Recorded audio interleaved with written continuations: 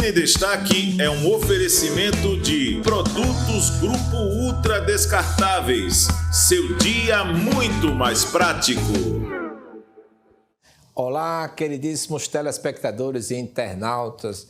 O canal 525 da NET TV Mar tem o orgulho de trazer para você mais um programa Medicina em Destaque.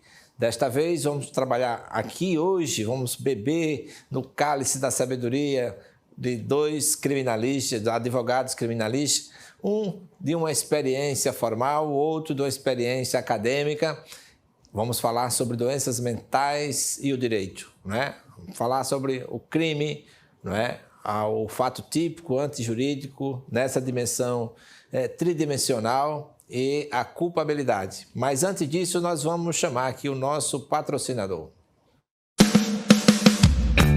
Grupo Ultra Descartáveis. Com mais de 35 anos de experiência no mercado de produtos descartáveis e com uma das maiores plantas fabris do Brasil, o Grupo Ultra Descartáveis é referência em qualidade e possui um dos maiores mix de produtos do mercado. São marmitas, hamburgueiras, potes, pratos, copos, talheres e muito mais. Como diz esse poeta, viva o Grupo Ultra, com esse povo gentil, seus produtos descartáveis fazendo os progressos mil com uma das maiores plantas fabris do nosso Brasil. Grupo Ultra Descartáveis. Como prometido, nós estamos aqui ao lado da referência da Ordem dos Advogados, Dr. Raimundo Palmeira, e trazendo junto também o seu Bom dia, professor. Amigo pessoal e também aquele que faz também da sua atividade o hino sagrado em defesa da liberdade, da honra, não é, da advocacia, Gabriel Sena. Tenho pelos dois admiração, um na condição de quase professor meu, né, e outro na condição de aluno lá do curso de Direito da UFAL.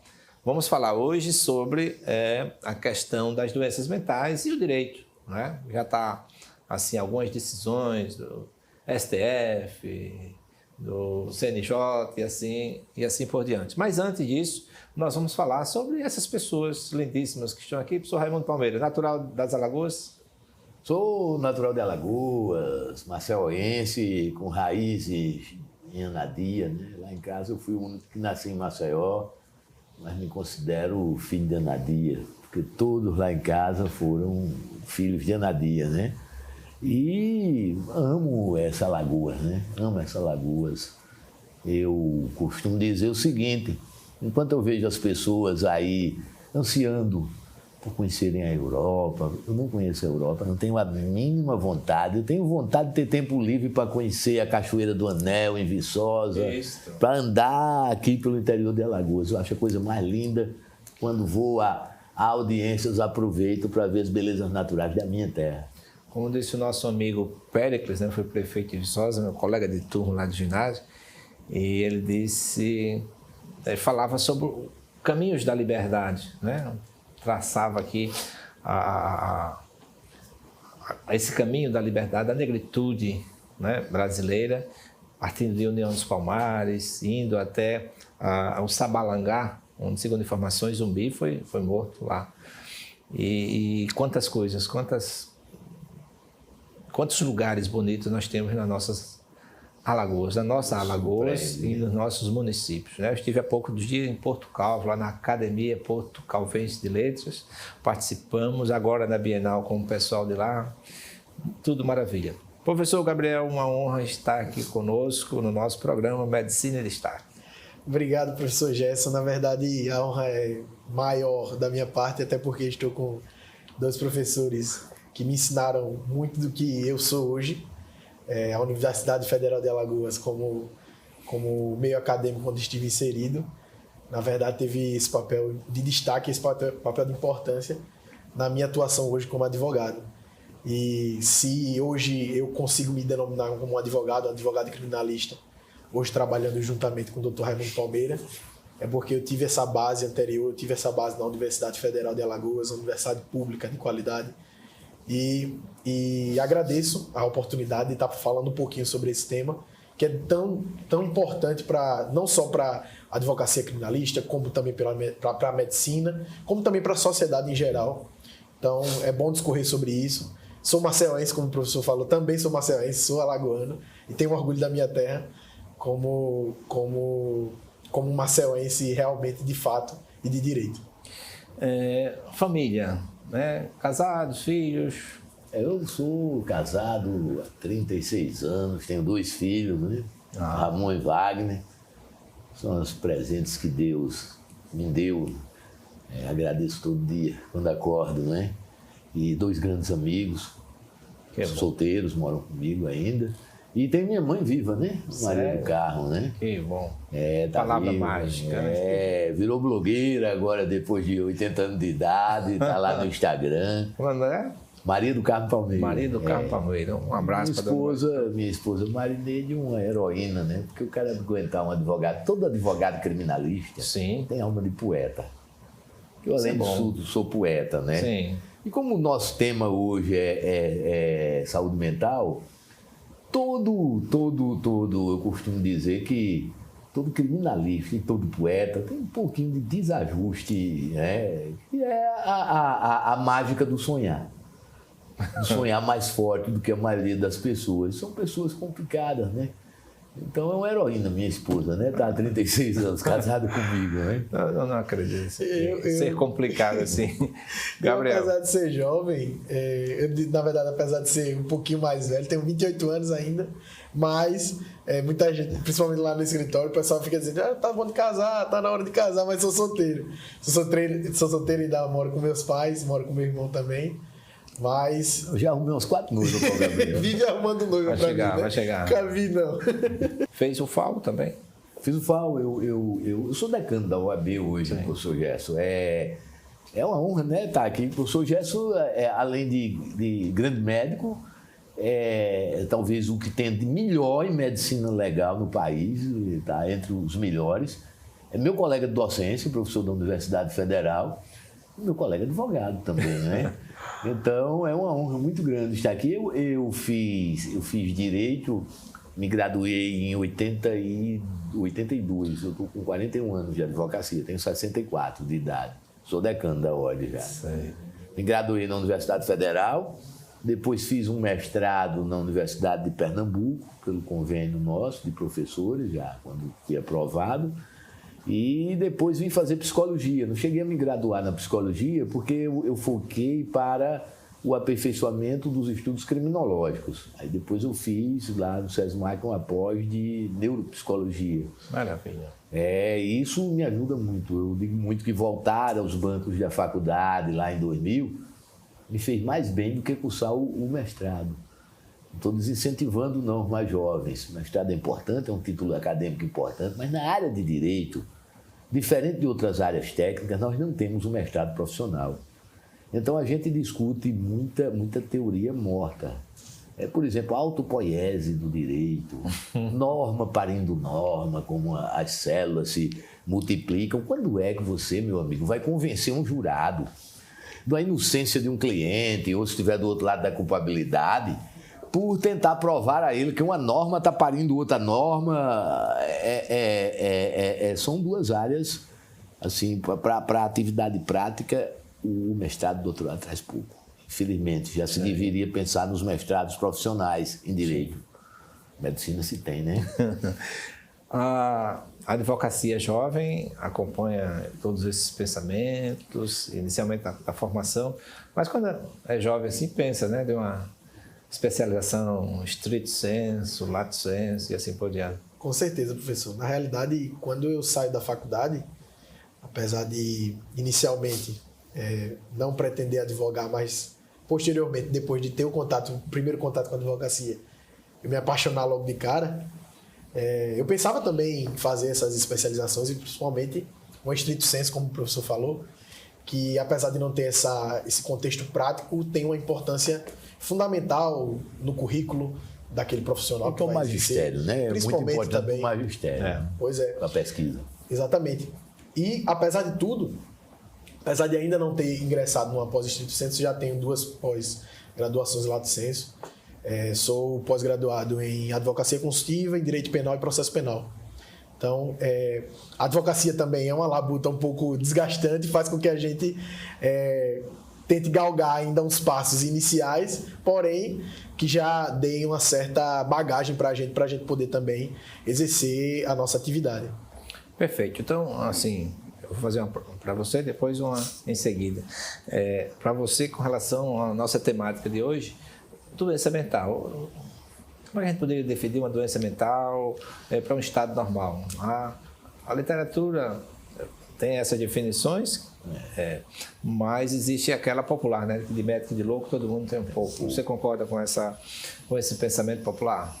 Professor Gerson, eu vou repetir que eu acho que basicamente duas situações, até a gente já fazendo uma observação jurídica, mas que não é só jurídica, olhando faticamente.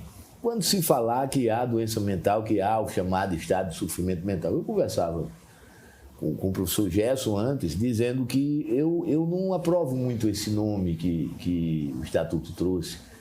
Pessoa em estado de sofrimento mental. É um nome muito genérico, não é? Eu costumo dizer que, principalmente depois da pandemia, em estado de sofrimento mental estamos todos nós. Todos e todas, né? Estado de level foi uma realidade nova que veio. Primeiro foi a cibernética, foi a internet e depois veio a pandemia, né? Sim. Então, em pouco menos de 20 anos. Isso. Então, todos nós sofremos um pouquinho de desajuste. Mas o que seria, a gente falando assim, patologicamente, observando aí, aquela pessoa em estado de sofrimento mental, a patologia mental. Eu acho que os dois elementos que se usa no direito penal brasileiro seriam o que se usaria faticamente para dizer aquele que perde a autodeterminação e que perde a consciência da realidade, não é?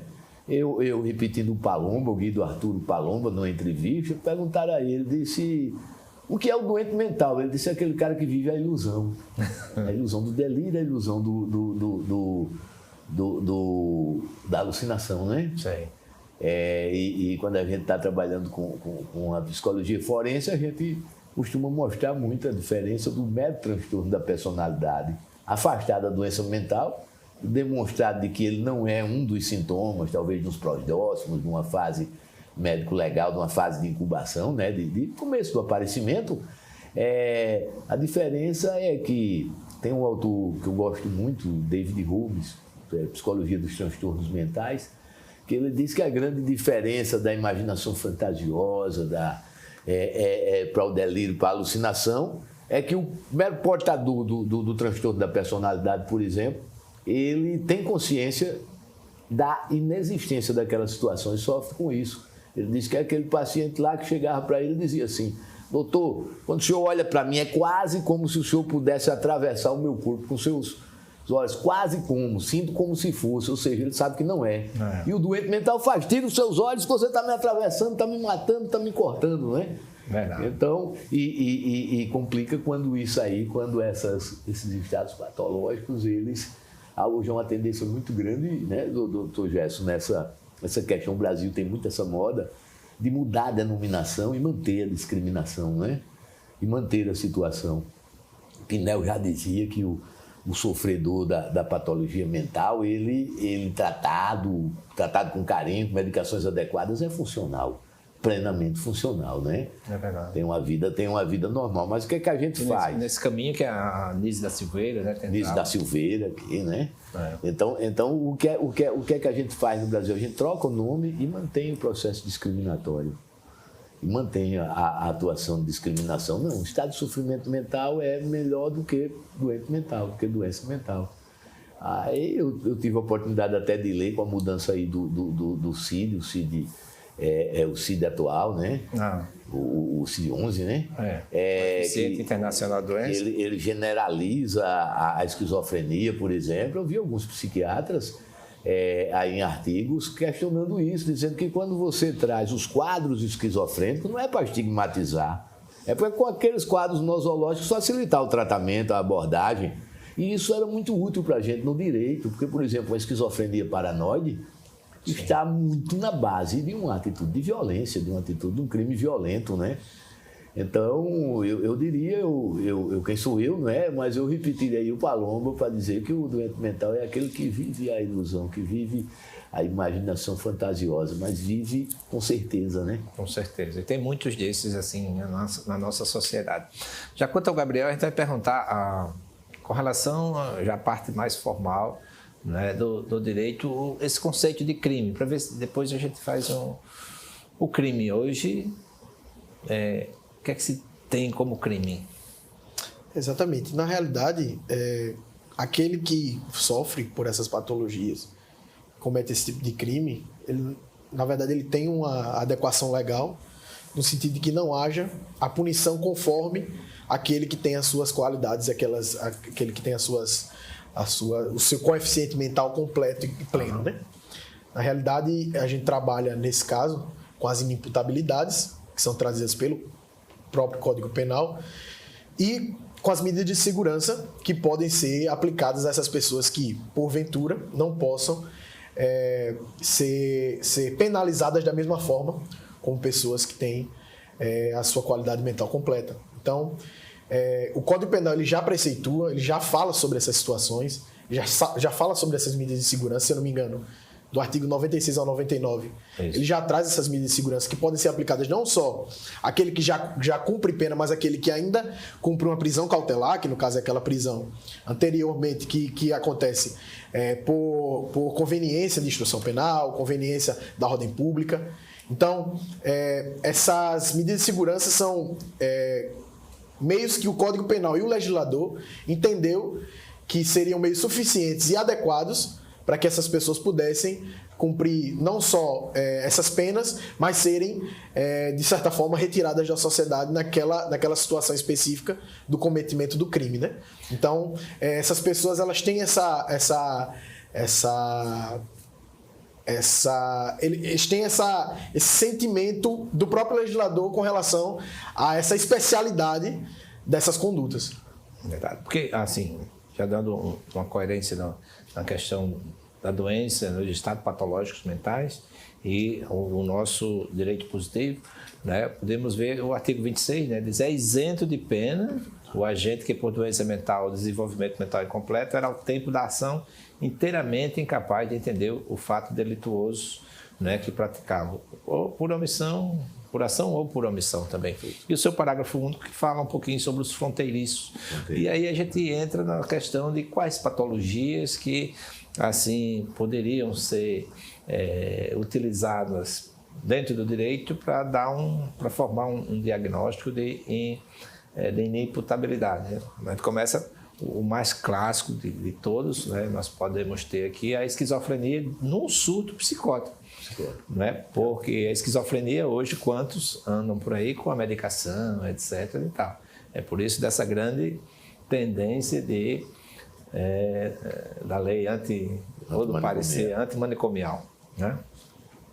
O que é que se diz assim, em casos de experiências pessoais que já trabalhou, que lhe chamaram os olhos de alguns fatos, de alguns crimes que, apesar de alguém achar que é um crime brutal, se tratava, na realidade, de um surto e uma pessoa passível das benesses da lei na questão da inimputabilidade.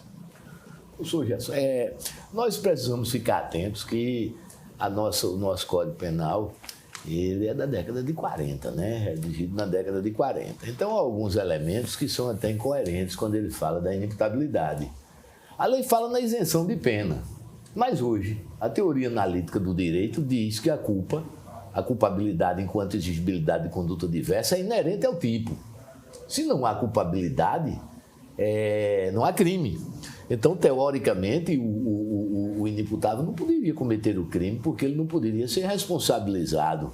Né? E o que é a culpa? É o dolo, é a má-fé, é o ânimo de fazer. Sim. Mas, ainda que haja aquele ânimo, nos casos de, por exemplo, de psicóticos organizados, crimes de psicóticos organizados, ainda quando há o ânimo é ilusório, mas para ele é real. Né?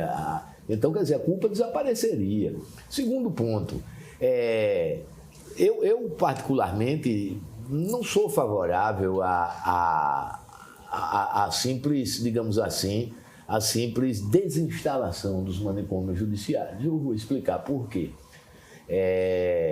Deveria ser, né? Porque eu sou advogado muito mais defensor, muito mais militante, mas eu, como professor, não sou favorável, principalmente na realidade do Brasil. Sim. Porque a gente vê uma luta antimanicomial lá fora, o pessoal trabalhando com a estrutura de base, a estrutura do atendimento familiar, a estrutura dos CAPS, a estrutura.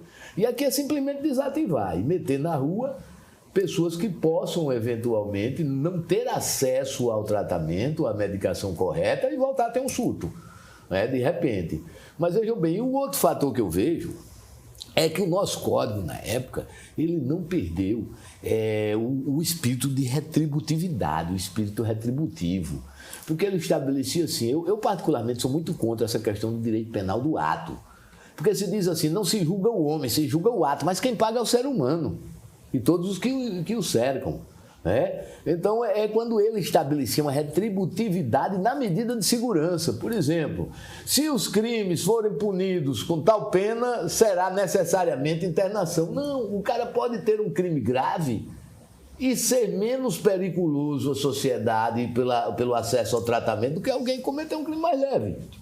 Então, seria necessário se entregar essa necessidade de internamento ao médico, sim, ao especialista. Mas o direito é muito arrogante, né? A nossa área é arrogante demais. Ao ponto de que se estabelece, você pega um magistrado que às vezes não sabe nem o que é personalidade do indivíduo, que às vezes não sabe, vai julgar uma patologia mental sem saber o que é, não é? Ou uma inimputabilidade pelas questões só objetivas ali que veio, que viu nos livros. E não tem a humildade de se assessorar muitas vezes, mas tem o direito pela lei. E aí essa humildade não é culpa do juiz, aí é culpa do legislador quando ele estabelece como perito meritorium. O perito dos peritos, quase Nosso Senhor Jesus Cristo. Pode simplesmente aqui o psiquiatra, o psicólogo diagnosticarem o transtorno, e ele pode simplesmente fazer vistas grossas e não ver. A gente vê muito isso na área de crimes sexuais. Um desconhecimento completo. Duas coisas que preocupam no Brasil é o aumento dos efetivos crimes sexuais e o aumento, assim, ensurdecedor de falsas denúncias. Também. E a mídia tem um papel muito grande, e às vezes julga, pré-julga. Julga, pré-julga e condena, às vezes, né? Com certeza.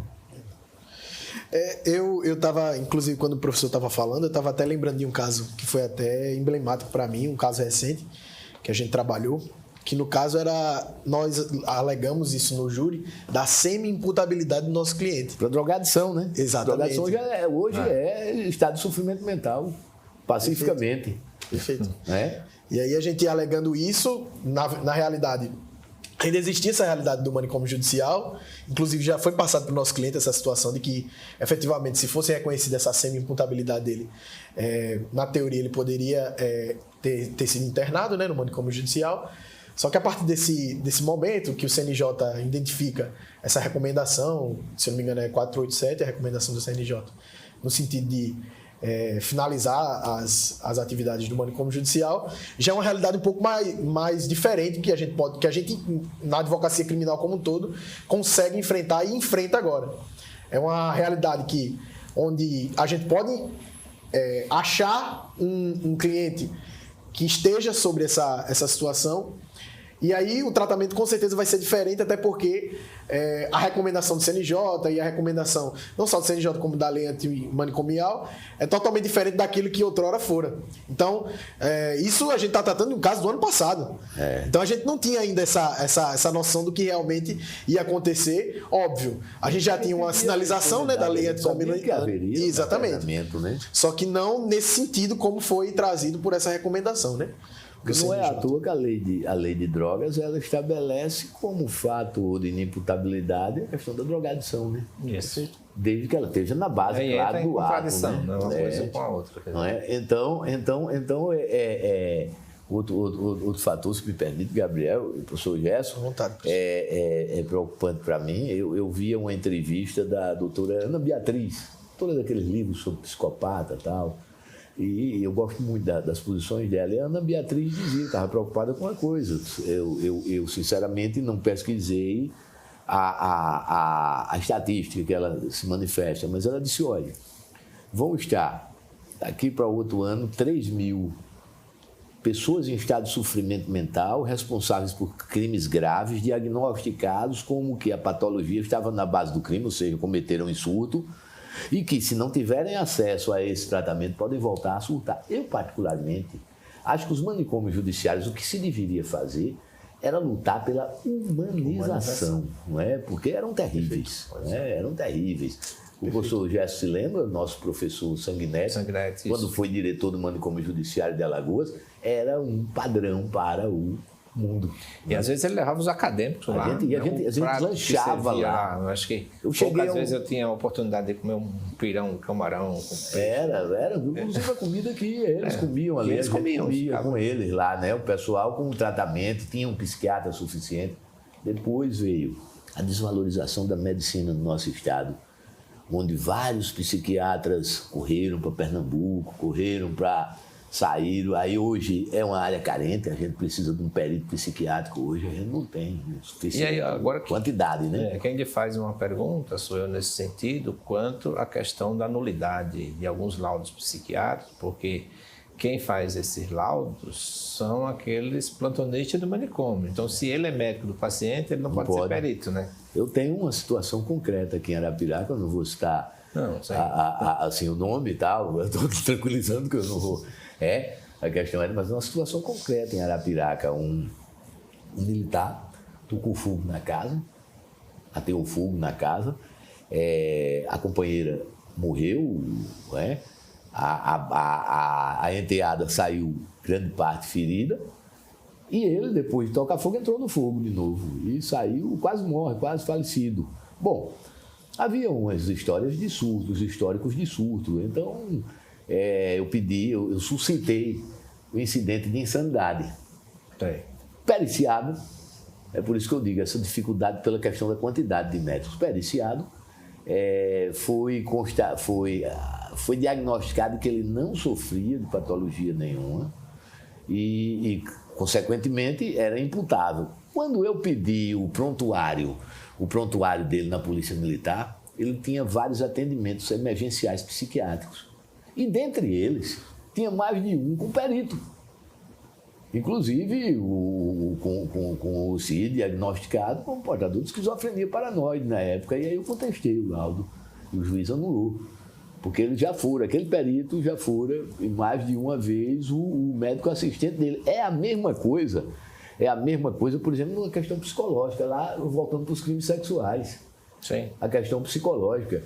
Eu tenho sentenças em que o magistrado recorre ao depoimento da psicóloga que diz que ouviu a vítima com intervenção com terapia. O próprio Conselho Federal de Psicologia proíbe, diz que é nulo também o laudo, onde há intervenção. Né? O perito psiquiátrico psicológico tem que ser bem claro, dizer, eu sou um investigador, eu não sou o seu psiquiatra, eu não sou o seu psicólogo, eu estou aqui para investigar. Porque como é que eu vou garantir o silêncio ao réu e entregar a especialistas em saúde mental para que ele passe a adquirir aquela confiança completa? Já haveria nulidade também. Né? E esse problema na psiquiatria a gente tem. A gente tem pela pequena quantidade, e isso foi uma decorrência da desvalorização à classe médica, pelo qual passou anos atrás o Estado e ainda não se recuperou. A gente ainda não tem. Você chega no manicômio judiciário, por exemplo, que ainda está aberto, né? Você encontra mais agentes penitenciários do que psicólogos, psiquiatras e enfermeiros. Então, eu acho que a briga era pela humanização dos manicômios judiciários.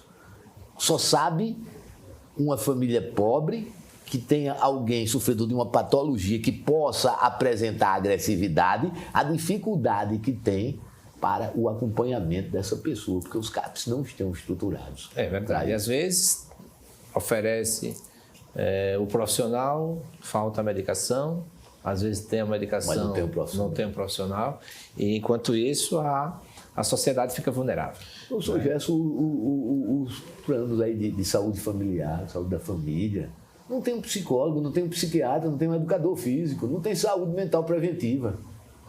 Não é? Você tem um médico ali e tal, tem um enfermeiro, você não tem um especialista em saúde mental. para a prevenção, né? Inclusive, professor, eu entendo que essas recomendações elas realmente devam existir, elas precisam existir para que haja essa humanização desse sistema. Só que eu acredito que isso está vindo de fora para dentro de uma forma sem haver essa... Sem ouvir a classe médica. Exatamente. Não só sem ouvir a classe médica, como também a estrutura não está sendo bem colocada, não está sendo bem referenciada. Tanto que quando eu estava pesquisando sobre essa resolução, muito dela vem de organizações que vêm de fora do Brasil, inclusive organizações das Nações Unidas e tudo mais, que apesar de tudo, tem como base países de primeiro mundo, países Unidos, exatamente, os Estados Unidos, países europeus. Então, atendimento ambulatorial, perfeito, público. Perfeito, que quer queira ou quer não dá para se comparar com um país. Inclusive, a Ana Beatriz, nessa entrevista, ela levanta um fator que me chamou a atenção, que ela diz, olha, essa luta antimanicomial, esses projetos que se transformaram em lei, houve uma resolução para desativação, não viram um psiquiatra. O doutor Emanuel Forte, que é o nosso representante no Conselho Federal de Medicina, conselheiro do CREMAL de Alagoas, a luta dele é incansável com relação a esse fato, né? Eu acredito que patológico. Como é que você necessita avaliar uma alta a um paciente que é doente se você não tem um médico? Como é que você vai tirar esse paciente do manicômio sem uma avaliação do psiquiatra? E essa avaliação, né, deve ter no mínimo 1 ano. Né? Às vezes esse diagnóstico é feito numa anamnese, num exame físico, porque muitas vezes algumas patologias têm uma causa somática, é um tumor, é um distúrbio hormonal que pode levar... Neurológico. Não tem um médico que possa formar esse diagnóstico para que o direito venha a ser aplicado. Outra coisa, de uma forma se real. Dá prazo. A lei processual penal na inimputabilidade dá prazo para o médico, 30 dias, 60 dias. O acompanhamento precisa ser muito maior para saber. Aí o que é que acontece? Ser humano que o via de regra, o psiquiatra tem medo de dar um laudo de inimputabilidade, até porque não teve tempo para isso. Quase não existem laudos de inimputabilidade. E ainda dando, né? Existe um artigo, acho que é 157, que o magistrado não fica distrito ao laudo. Perfeito. Né? Então é um perito perutórum, né? Perito dos peritos. Quase nosso Senhor Jesus Cristo. Faltamos devendo. Ele é a autoridade máxima para tomar essa decisão. E aí, essa questão da responsabilidade. Nós, diante de tantos livros, tem esse aí que a gente está passando para você, de tanatologia, tem esse... Presente maravilhoso, livro aqui do professor Gesso, coordenação do professor Gesso aqui, Tanatologia, Desmistificando a Morte e o Morrer. Estou dizendo, a questão da psicopatia me persegue. Quando eu abri logo sobre a questão, aqui quando eu abri, foi na questão de criminosos seriais. Morte por criminosos seriais. Pois é. Né? Então, a gente vai trabalhar isso. Depois eu vou entregar o seu, que é Anatomia do Direito. É um outro livro que nós estamos, junto com os alunos, já na 10ª edição. Teve 2 que foram lançados agora na Bienal. Mas o que chama... Professor Gesso, professor Rosmar, hoje são os orgulhos da Universidade Federal, que se alinham com os maiores doutrinadores em suas aulas. Professor Rosmar, em processo penal, professor Gesso em medicina legal e áreas afins. Tem que se compare no Brasil. O professor Osmar foi escolhido para ser o prefaciador de deontologia jurídica. Né? E aqui a gente convida você que é da área do direito, né? Tem o próximo livro será Deontologia Jurídica. E dizer que nós estávamos falando do magistrado, dele ter esse perfil, né? Essa responsabilidade sobre o seu jurisdicionado. Não é um momento, não ficar preso a Hans Kelsen, mas assim, é uma responsabilidade tamanha, porque quando é um erro médico, vai ter sua responsabilidade civil, penal, administrativa, e os magistrados, né, que dá uma sentença colocando uma opcionalidade psicopática na rua, como foi colocado lá o bandido da luz vermelha, e a promotora disse, eu tenho pena da sociedade que vai receber esse rapaz, né, esse cidadão, né, deve ser tratado assim. Sem diagnóstico, né? Sem o diagnóstico e poucos dias depois ele estava já atentando contra a vida da pessoa, da família que o acolheu. Eu tenho outro exemplo, aquele rapaz, aquele estudante de medicina que fuzilou várias pessoas no shopping em São Paulo, foi diagnosticado como portador de esquizofrenia paranoide, salvo engano, e que agira em surto. O juiz não aceitou, pronunciou, foi a júri, foi condenado. Anos depois ele matou sob surto o companheiro de cela. É verdade. O magistrado tinha que ser responsabilizado, porque tinha um laudo pericial médico dizendo que ele era inimputável, precisava ser tratado, foi jogado num presídio. Isso eu acredito até que aquele instituto do juiz da garantias que foi trazido pelo pacote anticrime, acho que uma das únicas inovações que o pacote anticrime trouxe, que trazem a benesse, pode até ser utilizado como forma de garantir essa especialização do magistrado.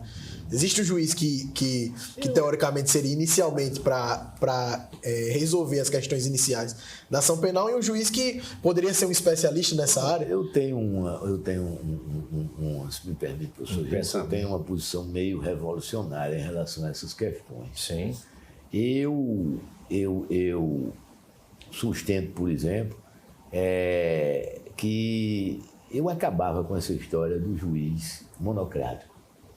Mas eu trazia para determinados crimes e para o juízo de prelibação nos crimes de competência do júri um colegiado multidisciplinar, onde necessariamente você teria um especialista em comportamento, um psicólogo, um psiquiatra, um neurologista, um assistente social e o juiz ia ser só o presidente de direito ali para dar o cunho, como na auditoria militar. Então, eu chamava isso de justiça penal terapêutica. E depois se criou a justiça terapêutica diferente, lá para crimes de droga. Eu sustento muito isso, que eu acho que seria uma justiça popular qualificada, não seria para condenar, mas fazer o juízo de prelibação. E a condenação não ia para o júri popular tudo.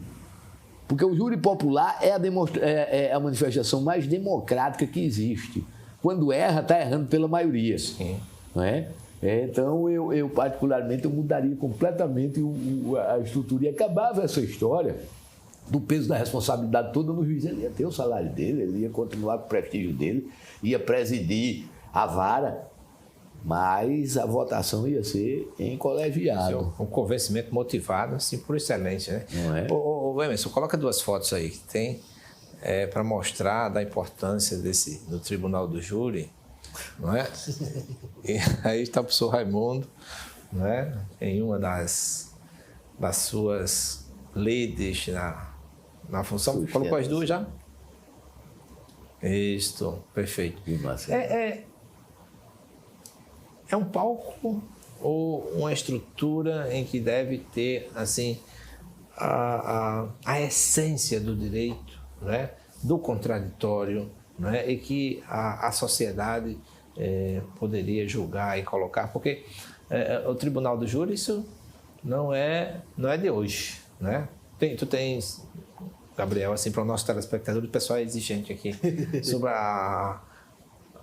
os primeiros escritos e as primeiras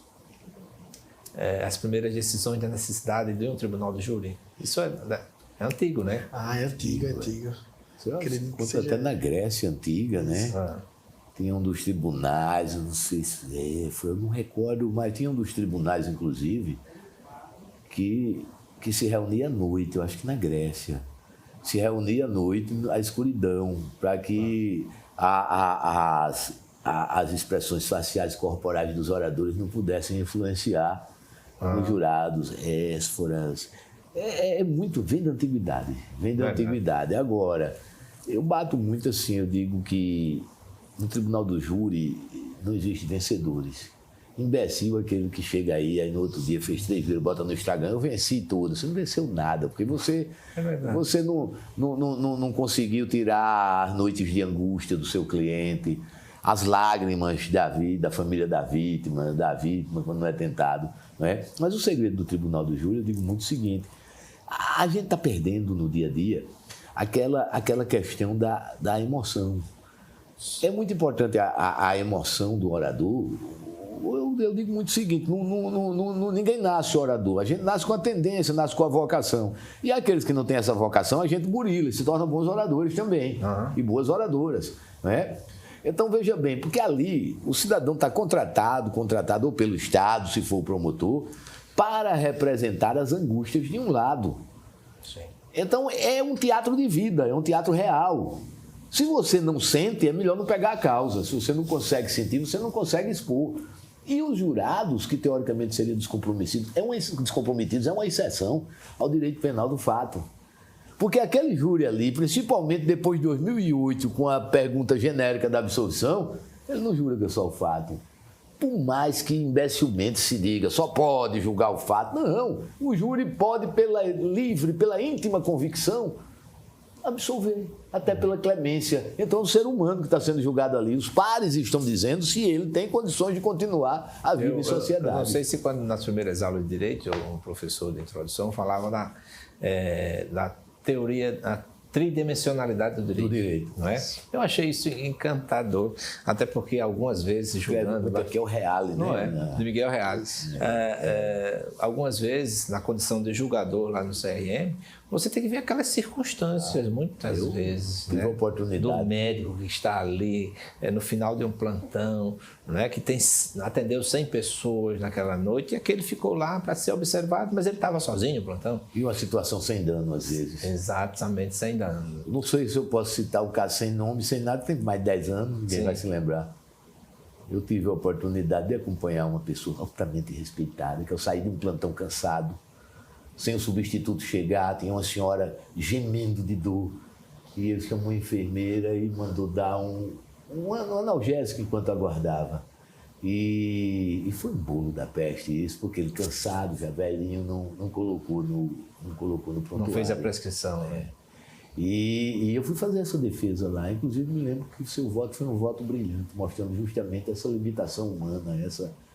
cara de um dia de plantão, esperando o substituto, que teve problema com o carro, interior e tal, ver alguém gemendo e ia ter que dizer, não, já estou saindo, você fica aí sofrendo, né? E, professor, me marcou muito seu voto. Né? Talvez o Tribunal do Júri seja tão mágico por isso também. Porque ele realmente abre espaço para essa... Além da lei. Exatamente, além da lei, perfeito. Da frieza da lei. Ele abre esse espaço para haver essa interpretação por parte da própria população, ou seja... A gente tem um instituto extremamente democrático, que, assim, sou apaixonado, e não por menos, até porque estou atuando com um dos maiores tribunos do Brasil. É isso. É suspeito que é meu sócio hoje, Gabriel. Então, assim, para mim... Os elogios aqui podem dar emoção também. Para mim, o Tribunal do Júri tem essa mágica por conta disso, porque ele realmente traz essa humanidade, traz esse aspecto humano a um tribunal que, teoricamente, é somente de direito. Maravilha. Vamos chamar nosso repórter de rua.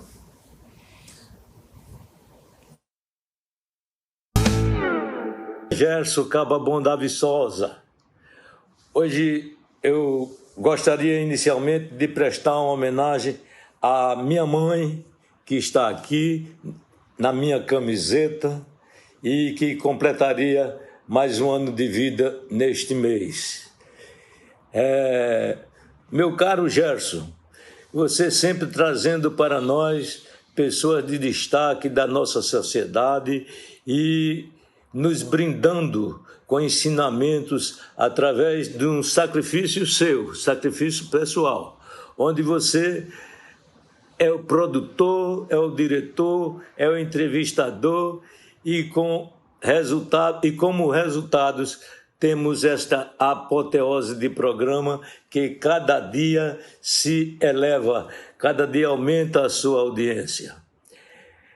Eu conheci o Dr. Raimundo há muitos anos, ainda quando eu trabalhava lá na Casa de Saúde de Santo Antônio. E o Raimundo é uma pessoa, naquela época ainda meninote, era uma pessoa que se destacava no direito. Então, eu gostaria de fazer uma pergunta ao Dr. Raimundo. Como se explica essa lei antimanicomial que a pessoa só é internada depois que não se consegue mais qualquer tratamento dele em liberdade? Pelo que eu entendi, a pessoa só seria internada depois que matasse a mãe, o pai, tivesse um crime altamente, vamos dizer, perverso. Na verdade, a medicina se aplica para a profilaxia, para que fatos hediondos não aconteçam. Mas gostaria que os dois entrevistados, cada um da sua maneira, me desse essa informação como esta lei pode ser aplicada em um país que já vem se arrastando, que já vem com problemas maiores do que esse. Fala aí, doutor Raimundo e doutor Sérgio, sobre essa situação de miséria que nós nos encontramos. Um abraço grande, abraço para você, abraço para o Gerson e para toda a plateia do nosso colega Cababão da Viçosa. Abraço grande, beijo no coração. E aí? Bom, primeiro eu quero dizer da honra aqui além de estar sendo entrevistado do Dr. Gerson Odilon, recebi aqui uma pergunta do Dr. Pádua, referência, cirurgião referencial no Brasil, fora do Brasil, né? Eu me lembro, sim, do senhor lá no hospitalzinho ali, perto do Gabriel Mora, ali na Nasci lá, né? Santo Antônio.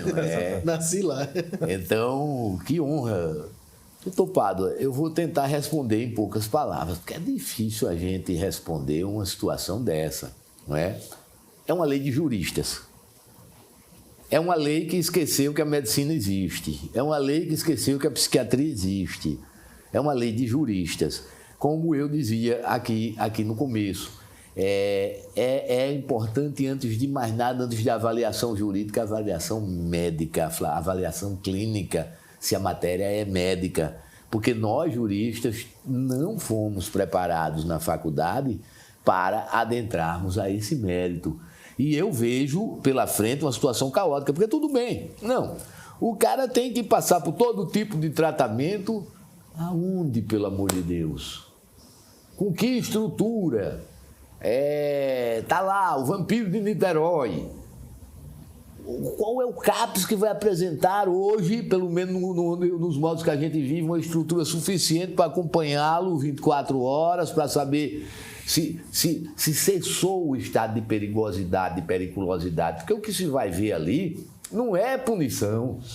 Porque o indivíduo que agiu sob surto, o indivíduo que agiu sem a consciência da realidade e ou a autodeterminação no Brasil, ele não tem culpa. Se ele não tem culpa, não tem responsabilidade.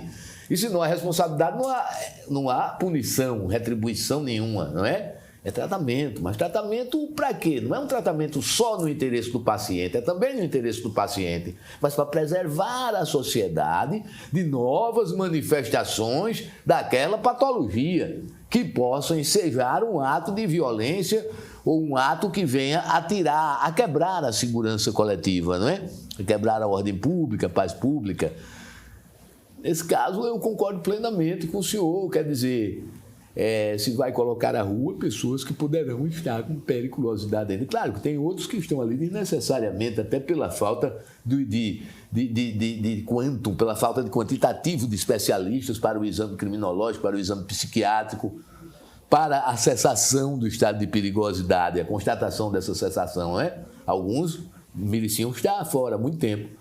Mas existem aqueles cuja patologia não está controlada ainda. Professor, vai lá para fora e remédios caros que o Estado vai se negar a dar e que a Justiça vai se arrastar para determinar. Ainda tem que judicializar para que aí vamos procrastinando. Outro ponto que a gente podia abordar também, e que é bastante interessante nessa situação, é aquelas pessoas que não são somente vulneráveis mentalmente, mas que são vulneráveis socialmente, são vulneráveis economicamente. Que se torna uma vulnerabilidade que vai se acentuar, porque você está levando uma pessoa para um CAPS, uma situação onde a pessoa não tem uma família, não tem um local para ficar. O professor Gerson aqui que vai, o professor Pádua aí assistindo, qual é o primeiro sinal de que o elemento pode ter uma patologia mental, que a gente vê em todo livro de psiquiatra? Asseverar, morrer dizendo que não é. Verdade. E se negar o tratamento. E aí vem a questão da demência, né? As demências aí, quantas patologias demenciais estão liberando a droga, né? A questão da drogalização, onde sob a influência de droga, até mesmo do álcool, a circunstância de que é inimputável, Está na base de a embriaguez acidental ou por outro motivo patológico pode ser esse inimputável, não digo aquela que é premeditável. Né? E aí entra aquele outro conceito da premeditação e a inimputabilidade, porque acham que muitas vezes você premeditou e é inimputável. E a gente sabe que tem crimes psicóticos, o psicótico organizado, por exemplo, que pode premeditar o crime. Verdade. Palomba traz o laudo de uma velhinha que assassinou o psiquiatra dela. Planejou e assassinou. Depois ela disse que é porque ele mantinha relações telepáticas, sexuais com ela, tal, e queria deixá-la, não queria mais. E ela comprou uma arma, marcou a hora que não tinha paciente e matou, década, acho que de 80, em São Paulo. Verdade. Vamos chamar o Gabriel Xará. Saudações, professor Raimundo Palmeira. Meu nome é Gabriel Lessa, sou acadêmico da Universidade Federal de Alfenas. Estou aqui em Maceió fazendo internato pela UFAL, no Hospital Universitário, e tenho uma pergunta para o senhor. Como a mentira nos casos processuais está sendo avaliada pela psicologia jurídica? Né? Quais elementos têm sido usados para se identificar um provável mentiroso no processo e como isso está sendo usado de forma concreta dentro dos tribunais? Muito obrigado e agradeço ao professor Gerson pela oportunidade de fazer a pergunta. Gabriel, pergunta importantíssima. Me permita chocar na minha resposta nesse Gabriel. Se o Gabriel daqui, o Sena, vai concordar. No nosso sistema processual penal, o método para se descobrir a mentira, digamos assim, é da Idade das Pedras, das cavernas, da Idade das Cavernas. Contradição só.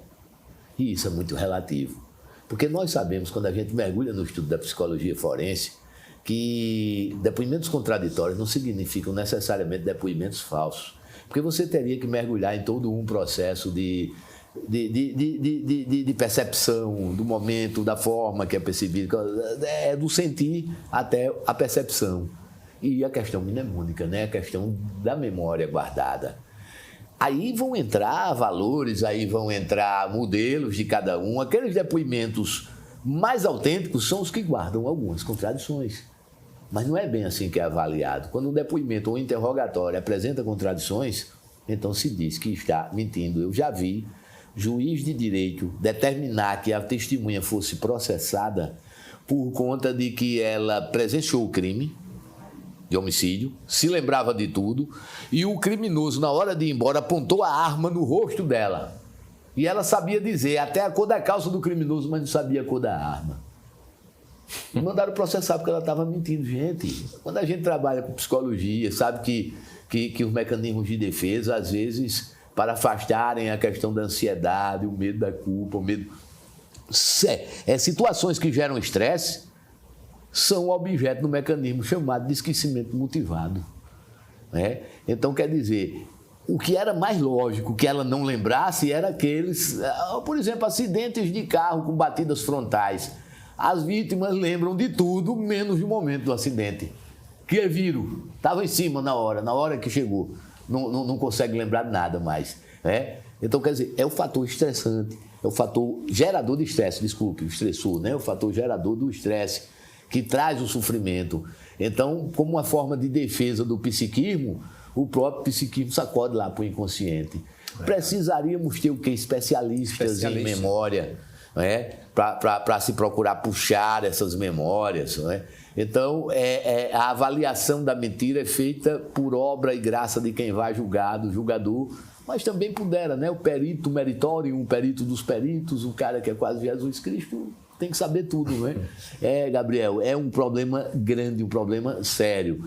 Ou a gente, advogado, tenta buscar muito a contraprova. Porque não adianta você partir por meio da psicologia forense, porque você não tem equipe suficiente preparada para isso. Então a gente tenta mostrar a contraprova. O cara diz, não, a camisa foi o Gabriel, porque eu conheço esse terno dele, na hora de matar ele estava com esse terno. Mas nesse dia o terno do Gabriel estava na lavanderia, aí a gente tenta puxar lá que esse terno estava lá lavando. Um exemplo bem grosseiro, né? Mas é assim, é um trabalho manual. E nós procuramos na universidade, através da psicologia forense, a gente já conseguiu um avanço. Quem sabe o próximo seja a gente trazer a deontologia jurídica para a Faculdade de Direito de lá, o professor Gerson. Vamos fazer essa parceria, né? Vamos embora. Mas a psicologia forense a gente tenta preparar mais ou menos para que se tente captar essa questão dessas contradições. Porque para aquele que vai julgar, aquela que vai julgar lá, ela vai olhar só aquela contradição que tenha havido com o grosso probatório, quando há, né? Chama aí o próximo vídeo, por favor. Bom dia, professor Odilon. Bom dia a todos do programa Medicina em Destaque. Queria deixar registrado aqui todo o meu amor por esse cara aí, um cara fantástico, um cara que se fez sempre presente na minha vida, na vida do meu irmão, um exemplo de pai, um exemplo de marido, um exemplo de homem, que a gente se espelha muito nele, viu? E deixar aqui uma historinha aí para ele contar, viu? O cara que, quando ele bota para fazer as coisas, sempre faz bem feito. Na infância, inventou de criar um time comigo, meu irmão, meus amigos. Conseguiu ainda o vice-campeonato alagoano, viu? Bota para ele contar aí essa história, Odilon. E aí? Meu filho, Ramon, são minhas duas pérolas, né, professor? É até emocionante, né? A gente vê essa história do time. O desembargador Austin até hoje me chama de treinador. Eu, como uma forma de participar, eu digo muito, não basta ser pai, é preciso participar, é preciso sofrer junto, crescer juntos. E uma das fases mais bonitas da vida da gente, minha e deles, eles chegando, Ramon na adolescência, Wagner saindo da puberdade, eu fiz um time de futebol, sabe Deus o sacrifício. Eu era tudo, roupeiro, treinador, presidente, só não era massagista, que eu não sabia fazer massagem, eu contratei o Beleza, que foi de CSA. Mas muitas vezes ali no campeonato do César a gente saía com a caixa de isopor na cabeça e alguns dos meninos de Marechal Deodoro, ali filhos de pescadores, também completavam o time. E isso foi lindo porque criou uma amizade tão grande entre eles, sabe? Solidariedade. Tinha um dos garotos que era da Satuba que uma vez, o Ramon, chegou para mim, eu acho 14 anos de idade, disse: pai, você sabe que fulano não tem uma cama para dormir. Aí eu disse: deixa eu receber, porque eu gastava com o time, né? Eu recebi, ele disse: não, eu já chamei aqui o neto seu Dagoberto, o pessoal, a gente já fez aqui uma conta, já comprou uma cama dele. Despertar para a solidariedade, né? Aprende. Em contrapartida, Ramon, antes de ingressar na carreira militar, Ramon botou uma academia em Marechal Deodoro. E assim, meus filhos sempre souberam como era difícil a vida, como era. E ele já ganhava o dinheirinho dele como professor de educação física e eu ajudava um pouquinho. A gente ia sempre a Marechal ver como estava. E uma vez cheguei lá, Ramon estava carregando pedra, para ajudar o pedreiro. Aí disse: mas meu filho, eu não dei o dinheiro para contratar um assistente do pedreiro. Eu disse: não, pai, eu comprei mais isso para a academia, com aquilo. Não tenho essa coisa, não. Bom, no outro dia voltei de tarde, não tinha tempo de ir lá, senão eu ia ajudar a levar as pedrinhas também, né? Quando cheguei lá, dos meninos do time, eu acho que tinha uns 8, que algum ia passando na rua, viu o Ramon levando as pedras, estava cada um com um carrinho levando as pedras, ajudando. Uma irmandade, né, que se criou com isso. E eu sei que nessa brincadeira, não sei se o João Feijó vai se lembrar, eu fui e vi se eu arrendei o time, o Suma Uma, o nosso time era o Alfa. Graças a Deus, todo mundo trabalhando, bem sucedido. Dos mais humildes aos que tinham alguma condição, todos deram para serem homens de bem na vida. Isso para mim é uma honra, sabe? Maravilha. Era um referencial. E cheguei à final aqui tirei CSA, tirei CRB, perdi para o Corinthians Alagoano na final. Sem estrutura nenhuma, né? Essa história que ele contou foi uma forma de crescer com eles, de participar, e até hoje, sabe, professor Gerson, às vezes você fica mais velho, o cara acha. De vez em quando chega lá, pensei que o Raimundo Palmeira era um cara tão metido. Eu aprendi com minha mãe que a simplicidade é o segredo das coisas. Maravilha. E isso tem um lado bom e um lado ruim. Tem o lado bom que você não consegue nunca ficar milionário, né? Mas tem o lado ruim. Mas tem o lado bom que você consegue se identificar com a população pelos mesmos sofrimentos, com o dia a dia, muito mais fácil até de defender. Eu até queria, não tem tempo mais, vou passar para as considerações finais para o Gabriel, mas lá no Hotel Manhattan, lá em Brasília, Né? Eu vi quando eu tinha o mesmo costume, o cara disse assim, professor Odilon, só o senhor e o doutor Raimundo Palmeira. Só me dizia também. Inclusive Manezinho, que era estafeta, hoje é assessor do ministro Paulo. Olha aí. Que era nosso contemporâneo lá no hotel. Maravilha, nosso tempo esgotou. Deixo o final do programa agradecendo nossos telespectadores, o patrocínio, vocês dois. E deixo com o Gabriel as considerações finais. Gostaria de agradecer, trazer um tema tão importante para o programa Medicina em Destaque, agradecer aos meus professores por esse privilégio de estar trazendo um tema tão interessante e que nós possamos trazer mais temas tão importantes quanto, para que não só a classe da medicina, quanto a classe jurídica também seja contemplada e possa também pensar e saber o que é que a sociedade realmente precisa para resolver essas questões tão importantes em todos esses ditames que são trazidos pelos legisladores e pelo judiciário. É uma honra, viu, conviver com o Gabriel, um jovem brilhante. Já pensou? Diz que é o segredo do mestre é ver quando os discípulos superam, né? Tem essa máxima. Agradeço, doutor. Gabriel, professor Raimundo, muitíssimo obrigado a você, nossos telespectadores que nos acompanham, nosso patrocinador também, Ultraplast, e a absoluta certeza de que Deus irá nos conduzir para que na próxima semana estejamos com mais um programa Medicina em Destaque e deixar aqui as portas abertas para vocês dois, para um próximo programa, quem sabe trabalhar sobre excludentes de ilicitude ou algum outro caminho dentro do direito e da medicina. A vulnerabilidade do médico, né? Maravilha, pode ser também. Direito penal. Perfeito. Maravilha. Um abraço e na próxima semana, se Deus quiser.